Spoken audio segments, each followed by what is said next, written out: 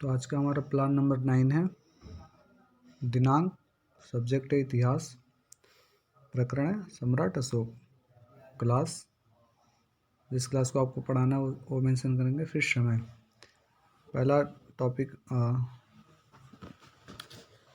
समान उद्देश्य में आप लिखेंगे कि छात्र में इतिहास विषय के प्रति रुचि जागृत करना।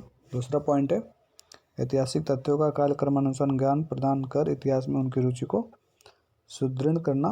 तीसरा पॉइंट होगा आपका इतिहास की महत्वपूर्ण जानकारी को सामने रख वर्तमान को स्पष्ट करना। चौथा पॉइंट है स्वदेश प्रेम और सांस्कृतिक एकता की भावना मजबूत करना। फिर आप अगला स्टेप लिखेंगे विशिष्ट उद्देश्य का। इसमें आपने मैंने लिख रखा है। पहला है कि सम्राट अशोक के बारे में बताना। दूसरा पॉइंट है कि सम्राट अशोक की उपलब्धियों एवं नीतियों के बारे में बताना। फिर है सहायक सामग्री। सहायक सामग्री में मैंने लिख रखा है कि सामान्य कच्चा कक्ष और चार्ट डस्टर और ब्लैक बोर्ड। अगर इसके अलावा आप कोई और भी सहायक सामग्री यूज करते हैं तो उसको आप यहाँ पे मेंशन कर सकते हैं।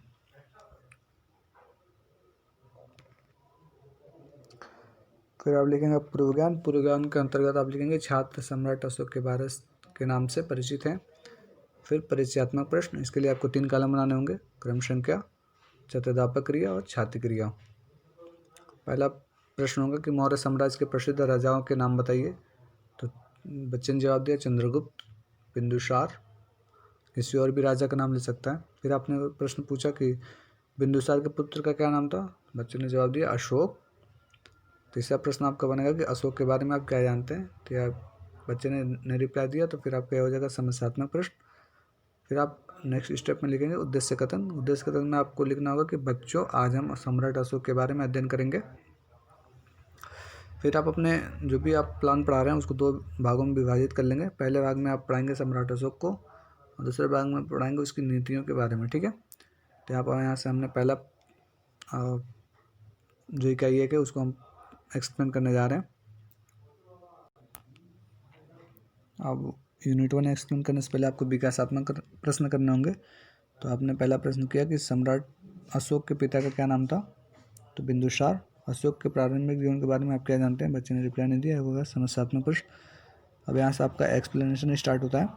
इसके लिए आपको 3 कलम बनाने होंगे। शिक्षण बिंदु, छात्राध्यापक क्रिया और श्याम पटकार। शिक्षण बिंदु आपने लिखा सम्राट अशोक, उसको स्पष्ट करेंगे।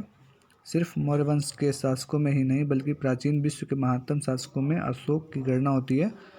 अनेक विद्वानों ने उसकी तुलना डेविड और सोलेमन, मार्क्स, ऑरेलियस और शार्लमा जैसे महान शासकों से की। संभवतः विश्व का वह प्रथम सम्राट था जिसने साम्राज्यवादी युग में युद्ध की नीति का त्याग किया और प्रजा को अपनी संतान के समान समझा। बिंदुसार के अनेक पुत्र थे। अशोक यद्यपि सबसे जेठ यानी बड़ा नहीं था तथापि वह गद्दी पर बैठा। फिर भी वह गद्दी पर बैठा था।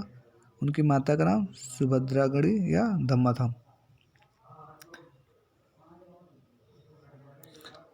अशोक के पुत्र का नाम महेंद्र व पुत्री का नाम संघमित्रा था। बिंदुसार की मृत्यु के पश्चात अशोक सन 269 ईस्वी में राज्यारोहण हुआ और वह गद्दी पर बैठा।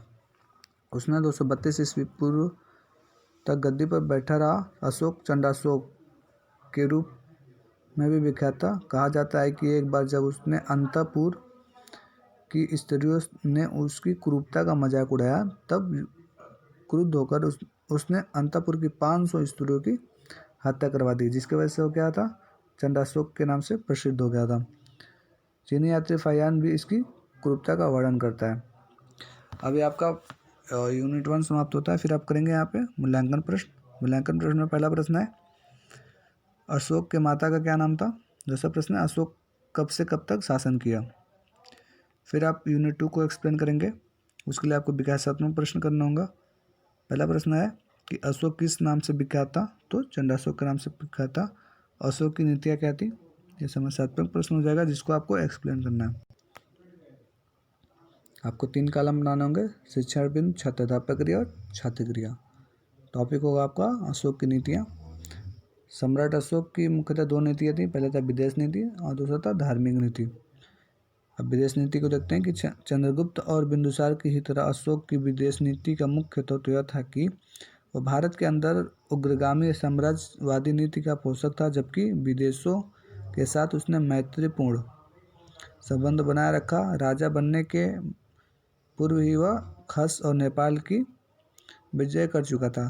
कन्नड़ की राजतरंगिणी से ज्ञात होता है कि अशोक ने कश्मीर पर भी विजय प्राप्त की, परंतु उसके जीवन का सर्वाधिक महत्वपूर्ण युद्ध कलिंग का युद्ध था, जो उसके राज्याभिषेक के 8 वर्षों के पश्चात अर्थात 9वें वर्ष 261 से 260 ईस्वी पूर्व में हुआ। इस युद्ध में अशोक को चंडाशोक से धर्माशोक में परिवर्तित कर दिया।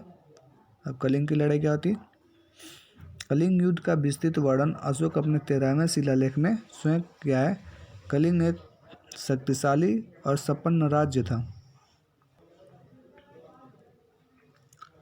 यह राज्य हाथियों और हाथी दांत के लिए विख्यात था। प्लिनी के अनुसार कलिंग की सेना में 60,000 पैदल सैनिक, 1,000 घुड़सवार और 7,000 हाथी थे। कलिंग युद्ध का वर्णन स्वयं अशोक ने अपने 13वें शिलालेख में करता है। यह एक भीषण युद्ध था जिसमें लाखों व्यक्ति मारे गए, घायल हुए और बंदी बनाए गए। अंत कलिंग पर अशोक की विजय हुई। कलिंग मगध साम्राज्य का अंग बन गया। युद्ध में हुए भीषण रक्तपात को देखकर अशोक का हृदय परिवर्तित हो गया। उसने शांति और अहिंसा की नीति अपना ली तथा हमेशा के लिए युद्ध करना छोड़ दिया। फिर उसकी धार्मिक नीति क्या थी? तो अशोक विश्व के इतिहास में जितना अधिक एक चक्रवर्ती सम्राट के रूप में विख्यात नहीं है, उससे ज़्यादा वह इसलिए प्रसिद्ध है कि उसने मानव की नैतिक उन्नति के लिए जीवन प्रयत्न प्रयास किया। सत्य, अहिंसा और जीव के कल्याण के लिए वह सदा प्रयत्नशील रहा। कलिंग युद्ध के पश्चात उनका सारा ध्यान मानव कल्याण की तरफ गया। इसके लिए उसने जिन सिद्धांतों का विकास और प्रचार किया वे इतिहास में धम्म के नाम से विख्यात हैं। अशोक के धम्म को प्रभावित करने वाले अनेक कारण थे। यद्यपि अशोक बौद्ध धर्म का अनुयायी था, बौद्ध धर्म उसका व्यक्तिगत धर्म था, तथापि जनसाधारण के लिए उसने धम्म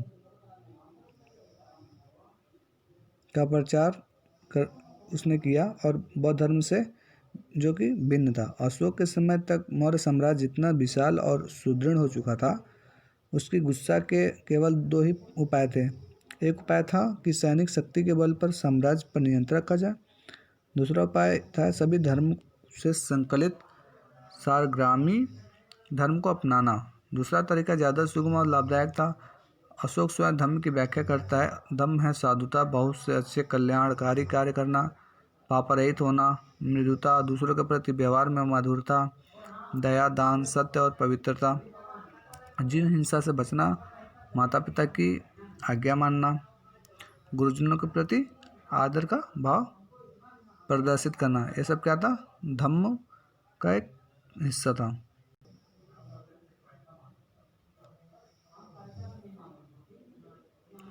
फिर आप मूल्यांकन प्रश्न करेंगे, जो कि मूल्यांकन प्रश्न है अशोक की कितनी नीतियाँ थी। दूसरा प्रश्न है अशोक की विदेश नीति का संक्षेप में वर्णन कीजिए। फिर आपका नेक्स्ट स्टेप है पुनरावृत्ति प्रश्न। पुनरावृत्ति प्रश्न में 3 प्रश्न लिया गया। अशोक का शासनकाल कब से कब तक था, उसको हम ब्लैक बोर्ड वर्क में लिखते चलेंगे। तो अशोक का शासनकाल 269 से 232 ईस्वी पूर्व तक था। दूसरा प्रश्न है अशोक किस नाम से विख्यात था, तो अशोक चंडाशोक के नाम से विख्यात था। अशोक की नीतियों के नाम बताइए।